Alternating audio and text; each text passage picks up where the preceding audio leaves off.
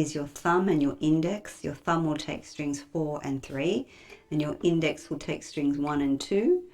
And the first part of the picking pattern, I'm on an A chord, will be 4, 2, 3, 1. Again, 4, 2, 3, 1. In this rhythm, da, da, da, da. Da, da, da, da. 4, 2, 3, 1. And 4, 2, 3, 1. So your 4 and your 3 is your thumb, and your 2 and your 1 is your index. Just those two fingers. Let's do it again. 4, 2, 3, 1. 4, 2, 3, 1. Then the second part of the pick is 2, 3, 2, 2, 3, 2. Da, da, da, da, da, da, like that. So all together, 4, 2, 3, 1, 2, 3, 2, 4, 2, 3, 1, 2, 3, 2.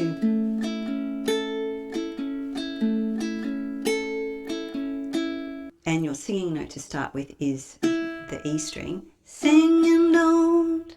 And it comes in on when you would normally pick the first string. So instead of picking the first string for the intro, if you want to get your singing note, you could pick the second string like this.